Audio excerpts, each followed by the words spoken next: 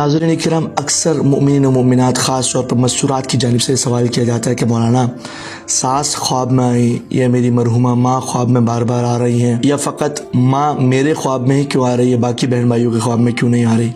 या बहू की जानिब से सवाल होता है कि फ़कत सास मेरे ख्वाब में ही क्यों आ रही हैं, या फ़कत शब जुम्मा ही क्यों ख्वाब में आ रही हैं और रोज़ाना ख्वाब में आ रही हैं अक्सर। या बेटा ख्वाब में देख रहा है कि बाप मेरे बार बार ख्वाब में आ रहा है, या फ़कत बहन भाइयों में से एक भाई ऐसा है कि फ़कत जिसके ख्वाब में बाप आ रहा है। तो अक्सर सवाल किया जाता है मौलाना फ़कत मैं ही क्यों, मेरे ही ख्वाब में माँ क्यों आ रही है। या बहू की जानिब से सवाल किया जाता है कि मौलाना फ़कत मेरे ही ख्वाब में सास क्यों आ रही हैं, उनके अपने बेटे के ख्वाब में क्यों नहीं आती हैं, बाकी दूसरी बहुएं हैं, बाकी दूसरी बेटियां हैं, उनके ख्वाब में क्यों नहीं आ रही हो, फ़कत मेरे ही ख्वाब में क्यों आ रही हैं। तो इंसान बाद औक़ात डर जाता है, बाद औक़ात वो रोता हुआ उठता है। या मैयत को जब इंसान ख्वाब में देख लेता है तो इंसान डर जाता है कि ऐसा ना हो कि मैं भी मर जाऊं। तरह तरह के सवाल जहन में जन्म लेते हैं। तो सबसे पहले तो आपको परेशान होने की ज़रूरत नहीं, क्योंकि ये कोई ख़तरे की बात नहीं है। इसके अक्सर असबाब जिक्र किए जाते हैं कि ऐसा क्यों होता है, वजह क्या है कि ख़ास बंदे के ख्वाब में आना, या ख़ास रात को ख्वाब में आना, या दिन की नींद में ख्वाब में आना, इसकी कुछ वजह है। तो चलिए मैं आपके सामने कुछ असबाब जिक्र करता हूँ। उन असबाब में से पहला सबब यह है कि मैयत जिसके ख्वाब में आ रही है,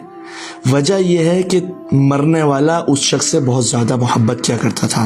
अगर ख़ास बेटी के ख्वाब में आ रही है माँ, तो वजह यह है कि माँ उस बेटी से ख़ास मोहब्बत रखती थी।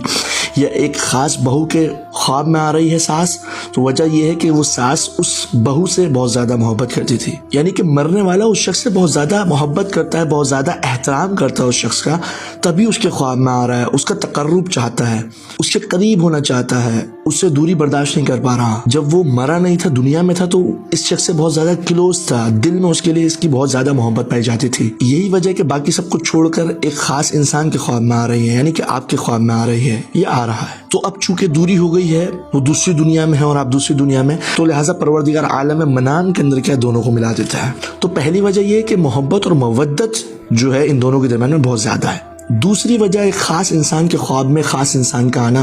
मिसाल के तौर पर छोटे बेटे के ख्वाब में आ रहा है मरने वाला मरहूम बाप, या मरने वाली सास एक ख़ास बहू के ख्वाब में आ रही है, या ख़ास बेटी के ख्वाब में आ रही है, बाकी सबको छोड़कर।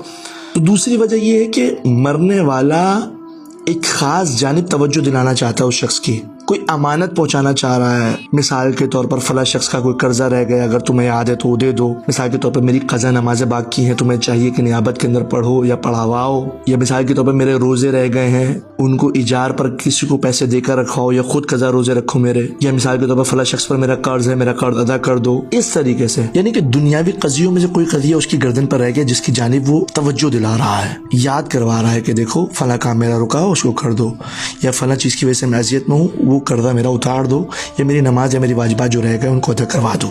मरने वाला आपको चुन रहा है क्योंकि वो आपको सिक्का समझता है, आपको अच्छा समझता है, आपसे खास मोहब्बत और ताल्लुक़ रहा है उसका। ये वजह है कि आपको बार बार ख्वाब में आके उस फला